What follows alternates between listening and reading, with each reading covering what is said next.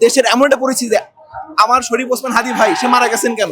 সত্য বলার জন্য। তো আজকে আমি যদি এখানে কাকে সাসপেক্ট করতেছি, কাকে বলে আমার দোষী বলে মনে হচ্ছে, এই কথাটাও যে আমি ক্যামেরার সামনে আজকে বলবো, বলার পর যে হচ্ছে কি আমি অক্ষত থাকবো, তা তো এই এই রাষ্ট্র আমাকে সেই গ্যারান্টি দিচ্ছে না। তো সেই গ্যারান্টি যাতে ইনশিওর হয়, তার ইনিশিয়াল স্টেপ হচ্ছে আমার ভাই ওসমান হাদি ভাইয়ের বিচার চাইতে আসা। আমরা আশা করি এই রাষ্ট্র ওসমান হাদি ভাইয়ের বিচার নিশ্চিত করবে। এখানে উদাহরণ উপস্থাপন করবেন যে হচ্ছে এই দেশে যদি কোনো অবিচার হয়, এই দেশে কাউকে যদি হচ্ছে কি নন জুডিশিয়াল কিলিং হয়, এই দেশে যদি হচ্ছে গিয়ে কারো যদি অবিচার হয়, তার সাথে হচ্ছে কি জাস্টিস হবে, ইনসাফ পাবে। যা হচ্ছে আমার ওসমান হাদি ভাইয়ের একমাত্র না, অনেকগুলো মানে চাওয়ার মধ্যে একটা চাওয়া ছিল।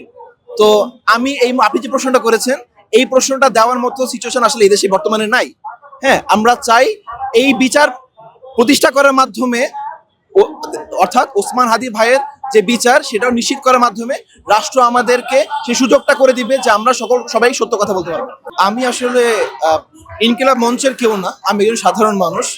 বাট ইন্ডিয়া আমাদের সাথে বরাবরই হচ্ছে গিয়ে আমাদের মুক্ত চিন্তায় হস্তক্ষেপ করেছে, আমাদের স্বাধীনতায় হস্তক্ষেপ করেছে। আমাদের এখানে এই দেশের যে জনগণ, তাদের হয়ে যেই কথা বলতে চেয়েছে, তাদেরকে হচ্ছে গিয়ে এরকম কিলিং করেছে। তো আমার মনে হয় এবং এগুলো যতবারই করেছে ততবারই তাদের সাথে আমাদের দূরত্ব সৃষ্টি হয়েছে। আমার মনে হয় এরকম একটা কেন, জুলাইয়ের সময় তো আমরা তো এরকম নিউজ পেয়েছি যে তাদের লোকবল এসে হচ্ছে আমাদের এখানে এসে কিলিং করে গিয়েছে। আমরা দেখেছি যে হচ্ছে 2009 সালে যে হচ্ছে বিডিআর হত্যাকাণ্ড, বিডিআর ম্যাসাকার যে দেখেছে, সেখানে ইন্ডিয়ার সংশ্লিষ্টতা আমরা দেখেছি। এগুলো করে এই দেশে মানুষকে দাবায় রাখা যাবে না। মেসেজ একটাই ক্লিয়ার, এবং তারা তাদের ভুল থেকে কবে শিখবে সেটাই আমরা আসলে অপেক্ষা করছি। তারা তাদের এই ভুলগুলো থেকে কবে শিখবে। আমার মনে হয় মানে কনভেনশনাল যে শাস্তি, আইন আদালতের শাস্তি, এখানে সর্বোচ্চ কি দিবে? তাকে ফাঁসি দিবে, এবং সে ফাঁসি কার্যকর কতদিন লাগবে? যেমন হাসিনার ফাঁসি কিন্তু রায় হয়ে গেছে, সে ফাঁসির রায় কার্যকর কবে হবে?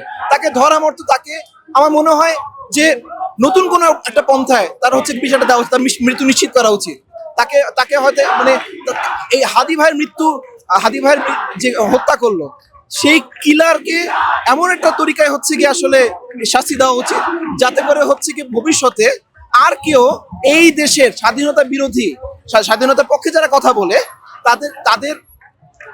তাদেরকে যাতে কেউ দাবায় রাখার যে সাহস যাতে না করে।